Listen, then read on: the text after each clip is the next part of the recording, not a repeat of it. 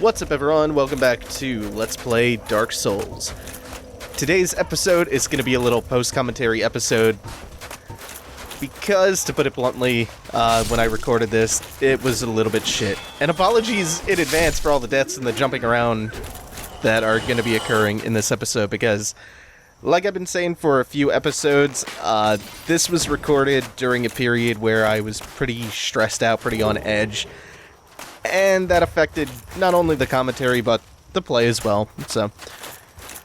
And to kind of explain that a little bit more, to go into detail about that a bit, the reason the last few episodes have been kind of shitty, I've been pretty burnt out working, then I transitioned right from that into a lot of stress and confusion with the shitty administration at the school I just transferred to. They've been giving me like 5 totally contradictory answers every time I come to them with a question. And it's kind of been getting to me, and all of that stress has kind of fucked my sleep schedule up pretty bad, so I'm on some monstrous polyphasic sleep schedule. But on the bright side, everything is pretty much sorted out now, more or less. I have shuffled things around, and I just have to fix my sleep schedule now, and everything will be just peachy. But I am feeling good. So I will record the voiceover for this tonight, and then the rest of this LP should hopefully be live commentary again. It should be back to the good old days. And should be a lot more energetic and upbeat, just as per normal. Now, for the stuff y'all actually care about, the game. First of all, there are 2 things that I wanted to get around to in the last episode. Oh, and right here, these guys inflict toxic on you when they die. I will talk about that in probably down the line. Hopefully I remember. If not, I will talk about it when I record the rest of Painted World later on. Anyway, a few things I forgot to bring up in the last episode that I noticed as I was editing them last night. So for one, there was one relative of Gwyn that I did not mention. I mentioned Gwendolyn, his son, his firstborn son, who might be Solaire, who might not even be in the game. I mentioned Guinevere. I did not mention another one of his relatives, though. That relative is Allfather Lloyd, who is his uncle. Allfather Lloyd founded the Way of the White Covenant, the religion of Thorland. Just think about that for a minute. That is Gwyn's uncle. Also, I was talking about the namesake of the game, Dark Soul, and how that relates to the Furtive Pygmies, Dark Soul, the Lord Soul that he found. Fun fact about the name of the game. So, it's taken from the soul that was under the care of the Furtive Pygmy, and it became the most significant soul because its fracturing led to humanity and humankind, like I explained last episode. Well, Dark Souls wasn't originally going to be called Dark Souls. The game was announced at Tokyo Game Show in 2010 as Project Dark, and they showed off some media of the giant rat in the depths, I think, and the gaping dragon and a few other things. But I'm getting off topic. It was announced under the name Project Dark, and everyone knew right away that it was a Demon Souls sequel, or at the very least, it was a spiritual successor, which, again, for legal purposes, that's just what it is. Miyazaki said in an interview long after that announcement at TGS that the original title for the game was going to be Dark Race. And 2 days before they revealed it at Tokyo Game Show, they changed it to Project Dark because they feared that people would think the original title was racist. The next name they were going to go with was Dark Lord, but that didn't stick due to a pre-existing trademark, I think.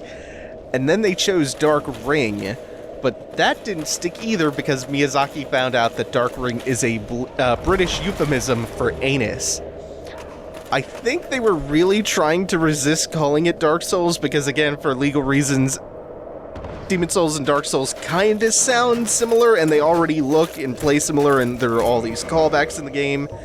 They wanted, I think wanted to establish right from the get-go, right from the name, that they were not sequels but they couldn't really avoid calling it Dark Souls by that point. They kind of had to throw in the towel and just call it Dark Souls. Personally, I would have loved to have it called Butthole Souls, but meh. What are you gonna do? Now, as for the Painted World, which we are like 6 minutes into now, I have not talked about at all except how you get here. Which, by the way, to recap, you get here using the peculiar doll, which you get from the revisit to the Undead Asylum, and with that, you have access to the painting in Anor Londo. So who was Ariamis? Ariamis was a person. Priscilla actually mentions this. I believe it's if you let her kill you, she refers to Ariamis not as a place, but as a person.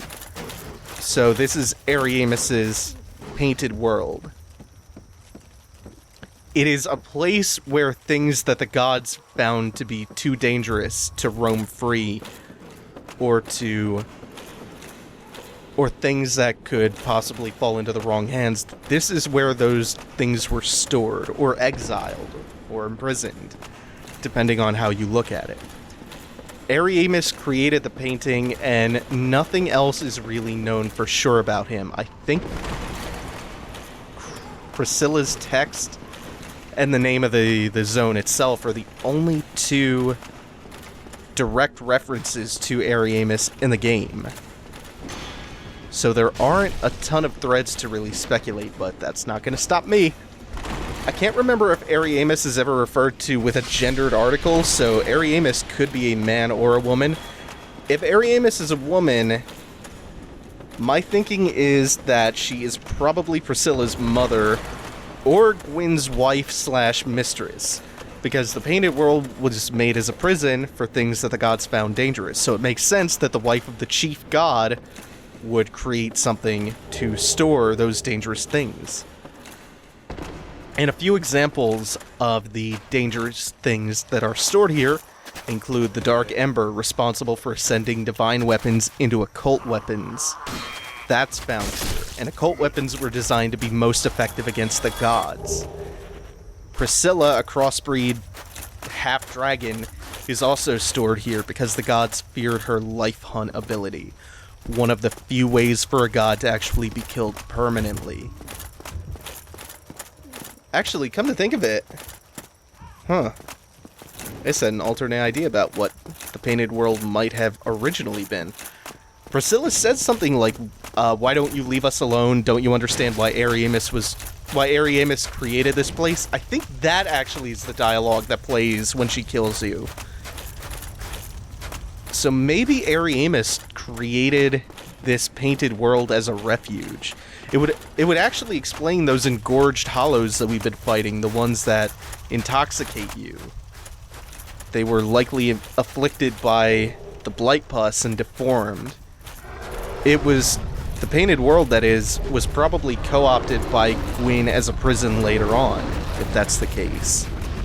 It's not too concrete, but oh, yeah, I forgot about the crow woman that came after me here, and that grab attack is super, super nasty. Look how much damage that does. My mad dash to get away from the undead dragon got grabbed by that stupid crow. So the other thing that I started finding really interesting about the Painted World, I only really started thinking about after that Dark Souls 2 reveal came out. If you remember that, I think it was the initial CG video, it showed a mansion of the dragons. And there was that lengthy bridge leading up to it that was featured really prominently. Everyone's best guess is that is what Ariamis based the Painted World on. The painting for the Painted World, I guess. And with all the drakes flying around that area, it makes sense that the castle was once a dragon stronghold, explaining why the undead dragon is here. Bit of a timeline gap that needs to be clarified, though, because in one sentence I referenced 3 different tenses. It's been stated that Dark Souls 2 is not a prequel, so let's just establish that. I think this was back in July that this was confirmed. Dark Souls 2 is not a prequel. And we know that the dragons were mostly wiped out. It's possible that Dark Souls 2 takes place so far in the future that full-fledged dragons have somehow repopulated, and those are genuine dragons flying around. But there's no evidence to assume that, so I'm gonna just assume that they're drakes, just like most of the drakes we fight here in Dark Souls. That actually doesn't change my thoughts on the rest of this theory too much, but I just wanted to address that real quick. My thinking is that Ariamis visited this unnamed place long ago and based the painting on it. We visit the painting in the present in Dark Souls, where there is a half-dragon and an undead dragon. In Dark Souls 2, which takes place in the future, we visit the place Ariamis based the painting on. Also, with the flow of time in Lordran being distorted and time apparently being playing a large role in Dark Souls 2, maybe we're going to see a lot of time travel. Maybe, because there are certainly elements of Dark Souls 2 that seem like they take place in the past, from what little analysis and speculation we have to go on from what they've released so far. It's very possible that that time travel is going to play a prominent role in the sequel. Another theory is that the mansion featured in the trailer for Dark Souls 2 is the Vinheim Dragon School, which I think would be really, really interesting to visit. There's also a bunch of other concept art, come to think of it, that looks just like the Painted World. Concept art for Dark Souls 2. Either way, I'm very excited to potentially be exploring this area, or rather, what this area is based on in the next game. I'll get back on track with talking about lore in just a moment, but there's some other cool stuff I want to talk about in the Painted World. First among them, since I just got done killing the undead dragon just now, maybe a minute or two ago, there's a glitch involving his legs that you might have heard of. I believe this is if the upper half of him is still connected to the legs. If you get up above him and you plunge attack down onto his legs, they jump up and his legs will no longer be in the way of that path anymore. So it creates an unintended little shortcut to the fog gate. And speaking of the undead dragon, there was a little shield that we picked up that was on the bridge. That shield is special not just for its gameplay properties, which is that it is a high bleed resistant shield. It's special for another reason. It was one of the community design shields made for FromSoft's Dark Souls 1 shield design contest. They ran one for Dark Souls just like they did for Dark Souls 2. I actually picked up one last episode, and I'm trying to remember if I actually brought this up before. The one that I found last episode was actually Black Iron Tarkus' shield, originally named Blood and Souls, but then I think it was renamed to the Black Iron shield to match the rest of his gear, the Black Iron set. That Black Iron shield was designed by a gentleman named Adam Ledzion, and the Blood shield was designed by a gentleman named Alexandro Carpes. Now, as for the engorged pyromancy, or the engorged, hell, what are they called? Engorged hollows. Some of them are pyromancers, some of them use, well, toxic pyromancy, so I guess they're all pyromancers. Oh, some of them, wait a minute, some of them just wave flaming torches at you, so they're not all pyromancers, like this one. And there's a cut that I'm about to make, because I was not expecting that one to intoxicate me. As a matter of fact, before I recorded this episode, for all the times I've been through the Painted World, I never knew that those mobs could actually intoxicate you. They work a little bit like the ticks in 5-1 in Demon Souls, that poison you when you stand too close to them when they die. They have a toxic blood spatter. You have to kill them with fire. to, I guess, cauterize their wounds shut immediately and prevent them from intoxicating you on death.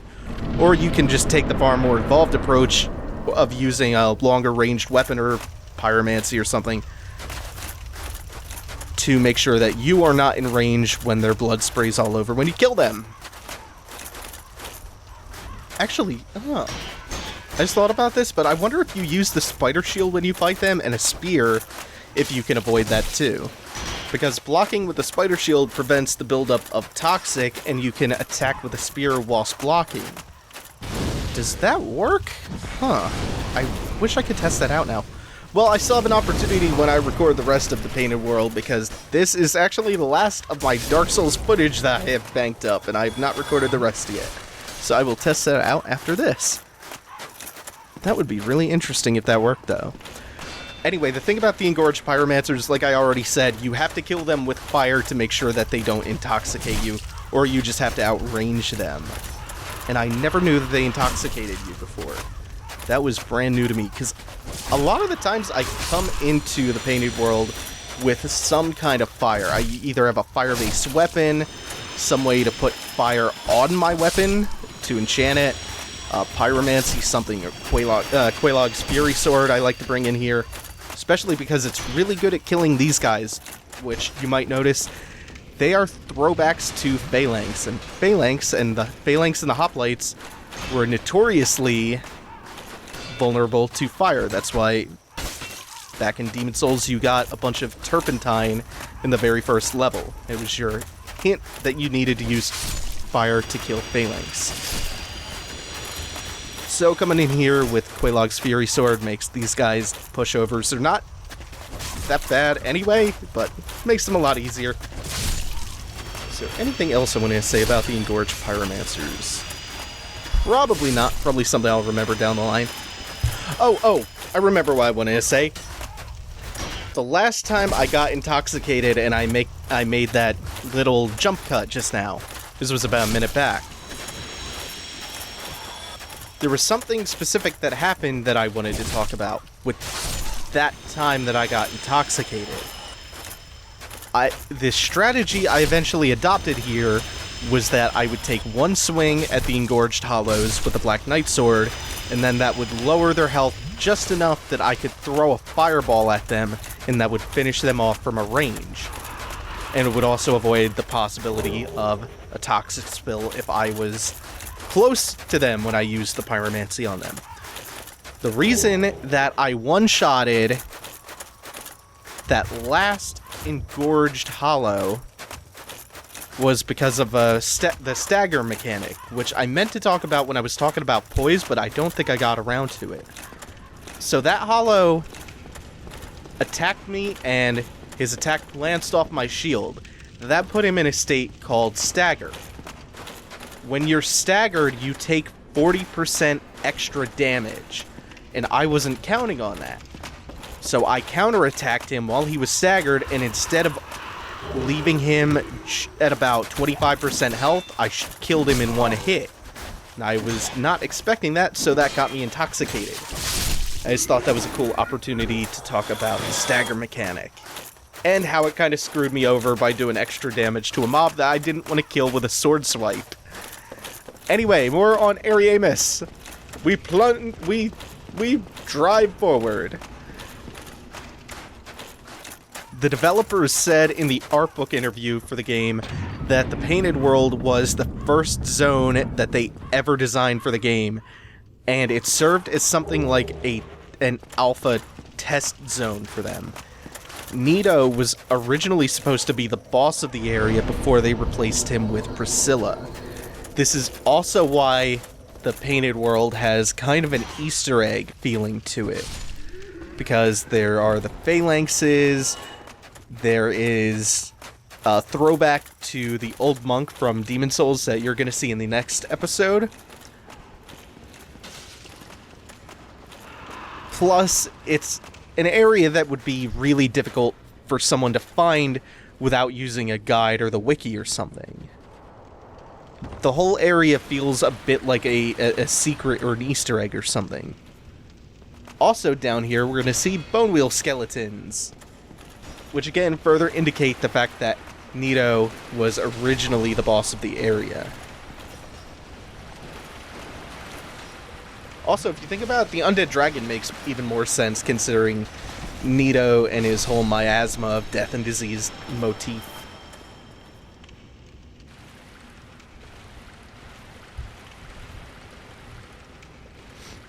And the reason you need to come down here is you need to come down here to turn a little crank, but of course there's like 6 bone wheel skeletons waiting to just wreck you.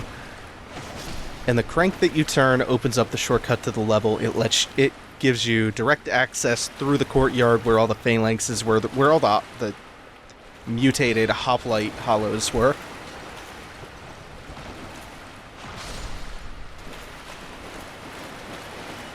And one more thing before I start talking about lore again.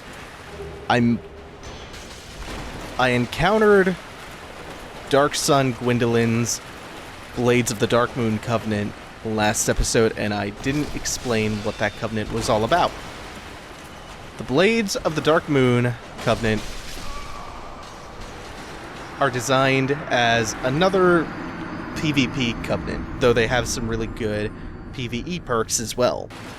The Blades of the Darkmoon hunt guilty players who have committed some kind of sin or been indicted, or I believe who have killed, well, I really am not at liberty to say who they've killed to be hunted by Blades of the Darkmoon just yet.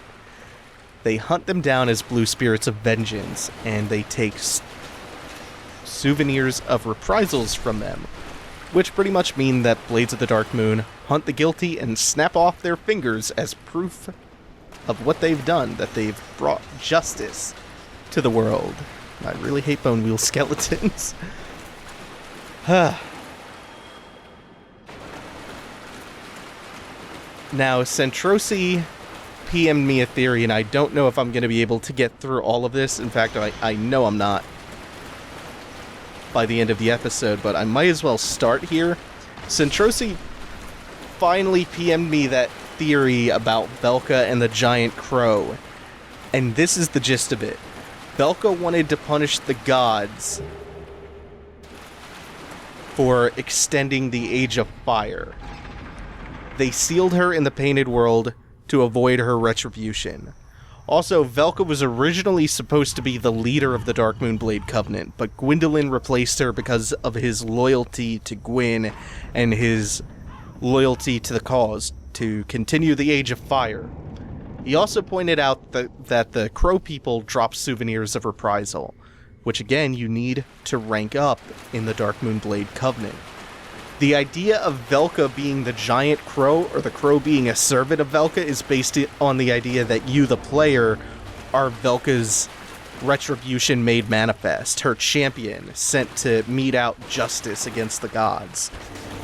Now, I agree with most of this, and by the way, before I go on with that, destroying the illusory wall down here in the very basement, the sewer area of the Painted World, is what allows you to enter this sort of labyrinthine area and gain access to this little piece of treasure, which is the Annex Key. And I'll be showing what the Annex Key unlocks in just a moment. Back on topic, though.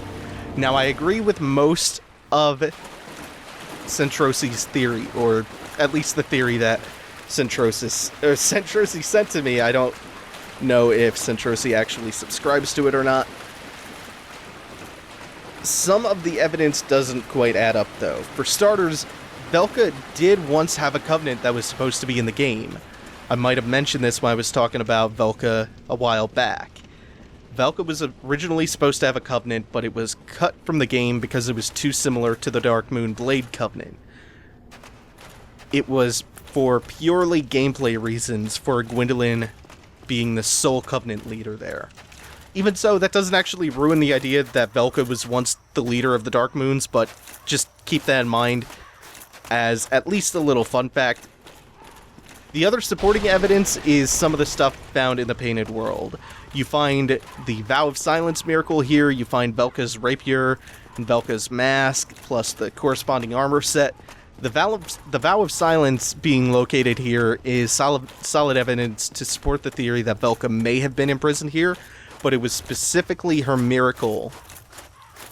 Because it was specifically her miracle. But then again, her followers could have learned it too. To add to that, if you read the description on Velka's rapier and the Velka armor set, those item descriptions all state that the items belong to servants of Velka. They were used specifically by her pardoners. Centrosi also pointed out a statue of Velka being here. I think that's the statue around which all of the Phalanx hollow, the Phalanx throwback hollows were impaled on, or around, but I don't remember off the top of my head if that's the one. To me, though, that could just be a monument built to her by her followers. I think that all of this indicates a lot of Velka's followers were trapped here, but to me, the jury is still out on Velka being here herself. Now, I am actually out of time, because I stopped recording shortly after that last death. I was too frustrated, and I decided to wait to record the rest of it until I had finally had my situation dealt with a little bit, and it's gonna pay off because I'm finally back in good spirits, and the next episode will pick up with what I was talking about here, except not in post-commentary form, back to live commentary form. So please be excited. Thank you guys for watching. Make sure you tell your friends, view the other videos on the channel, rate, comment, subscribe, do all that fun stuff. Thank you guys for watching. Take it easy. Have a good one.